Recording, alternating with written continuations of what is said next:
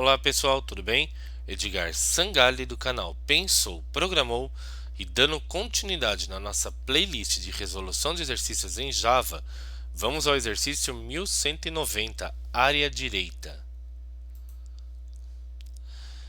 Pessoal, seguinte, esse exercício é idêntico aos anteriores que a gente fez em Java aqui no canal, tá? A única coisa que a gente vai calcular a área achurada em verde, aqui está do lado direito. Então, ó, quais são as características que a gente vai estar trabalhando? Uma matriz 12 por 12, ok? Um char O para definir se é uma soma ou se é uma média. E eu tenho uma matriz principal e uma matriz secundária, ok? E se a gente for ver, ó, a gente vai estar trabalhando com casas decimais também. Então são esses os aspectos que a gente tem que levar em consideração para começar a montar o nosso código, tá? E como que isso aqui vai ficar aqui no Eclipse? Aqui eu já deixei criado o projeto e eu já deixei criada a classe. Se você não lembra como que a gente faz essas criações, esse processinho, sugiro que retorne ao início da nossa playlist, pois lá eu ensino passo a passo de como está trabalhando esses dois itens. Combinado? E aqui, pessoal, como que a gente vai começar o nosso código? A gente tem que começar importando as bibliotecas que a gente vai estar utilizando, tá? Então, a primeira delas vai ser a biblioteca locale, para que a gente possa trabalhar com um ponto no lugar da vírgula, de acordo com o sistema numérico americano. Nesse caso, a gente vai digitar locale.setDefault, abre parênteses, locale.us, ponto e vírgula. Aí, por que ele está dando essa mensagem de erro? Porque a biblioteca não foi importada. E como que a gente resolve isso? Por meio das teclinhas de atalho Ctrl Shift O, ok? Pode ver que ele reconheceu e aqui foi importado. Perfeito. Segunda biblioteca, pessoal, é a biblioteca Scanner. E como que essa biblioteca... Primeiro, ela serve para que a gente possa inserir os dados manualmente no nosso código, ok? E como que ela funciona? Como que ela trabalha? A gente vai digitar Scanner SC, porque é o nome que a gente vai dar a nossa teclado, no caso, recurso, né? É igual ao que? New Scanner,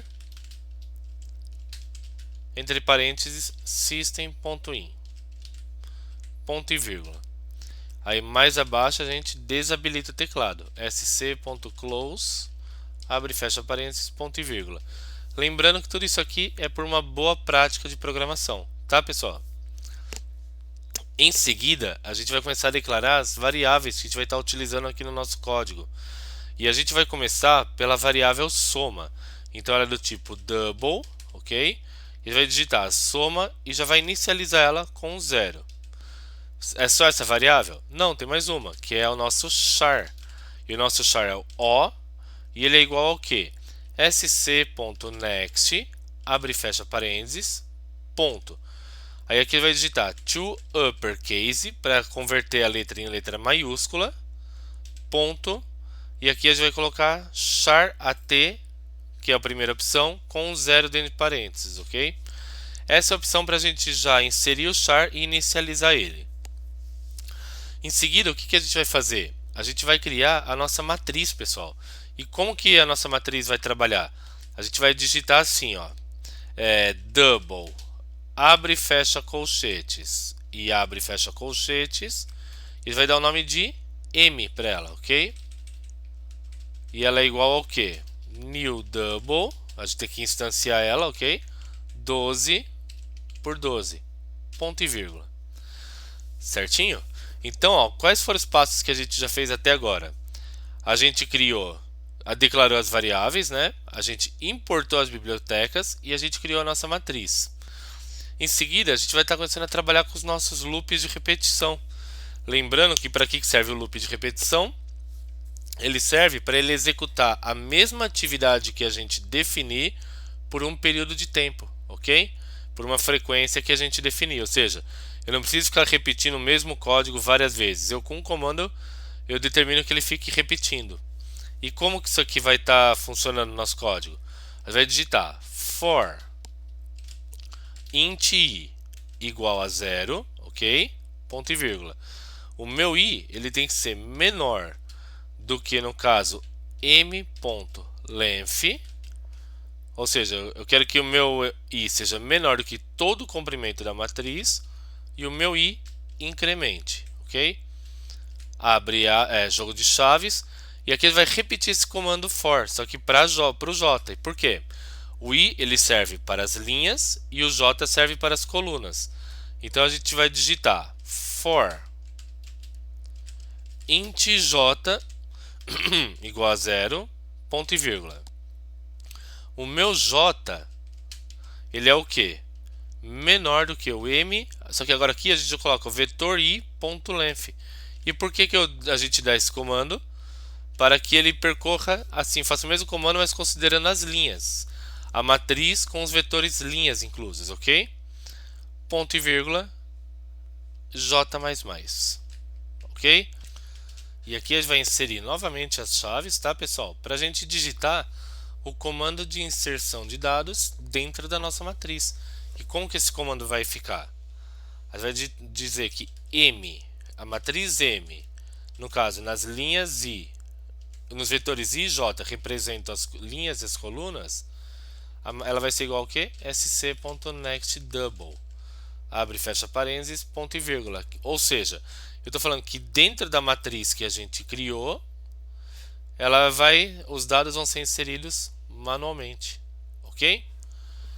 Daí, o próximo passo assim que a gente vai seguir é criar um outro loop de repetição com o intuito de realizar todas as operações matemáticas dentro da nossa matriz, tá?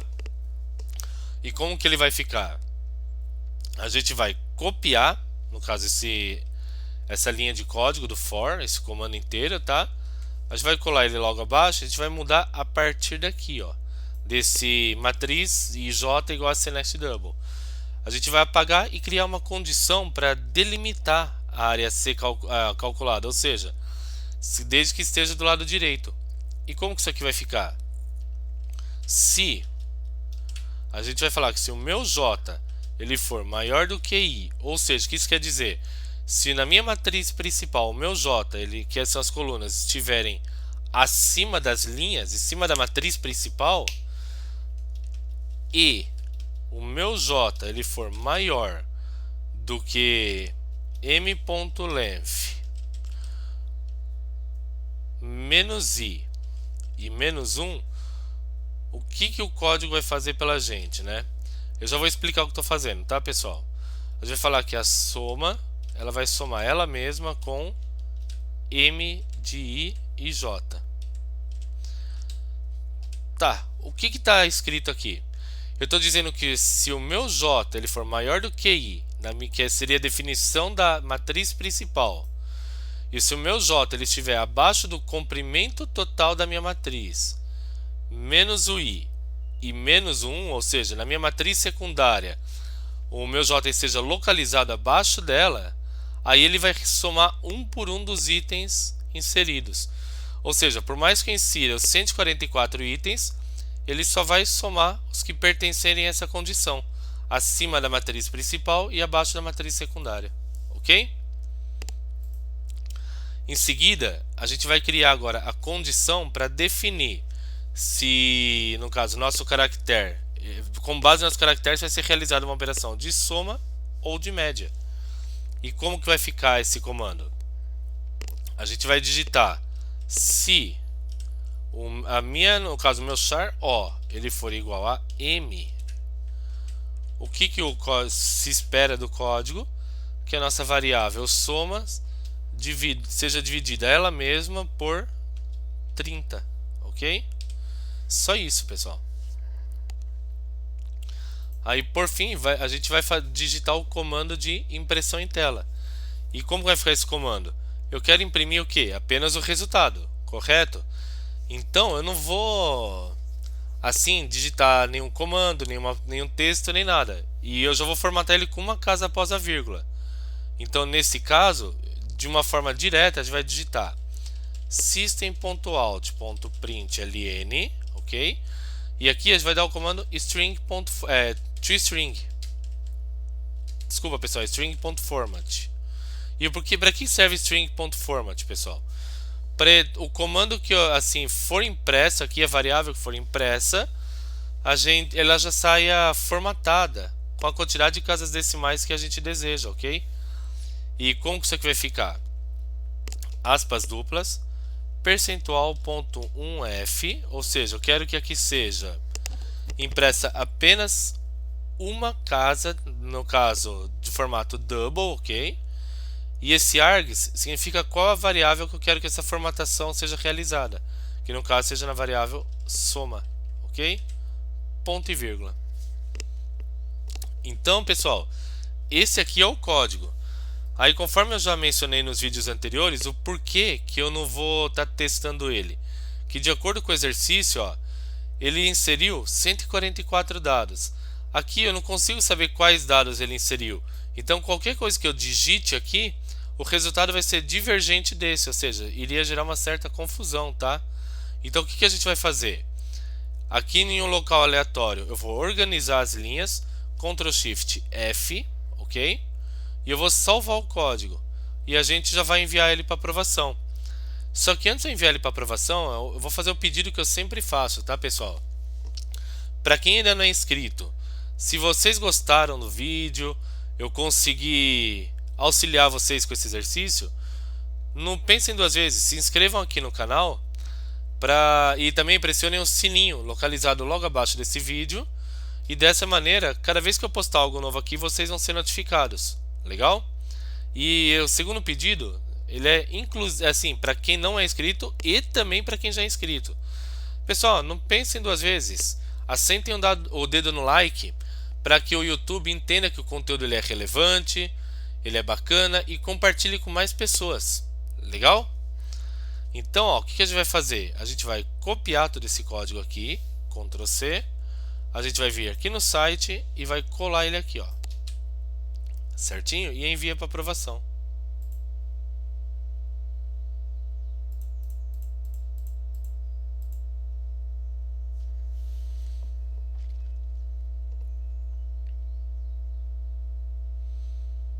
E como a gente pode ver, o código foi aceito aqui pelo site, tá? Ele foi aprovado. Então, se vocês tiverem qualquer dúvida, quiserem fazer qualquer comentário, eu até peço, até sugiro, comentem nesse vídeo o que vocês acharam, se vocês têm alguma sugestão de melhoria, tá bom? E dessa maneira, assim que eu visualizar, eu vou estar respondendo para vocês com o intuito de melhorar continuamente o canal. Combinado? Então, muito obrigado, até a próxima, tchau, tchau!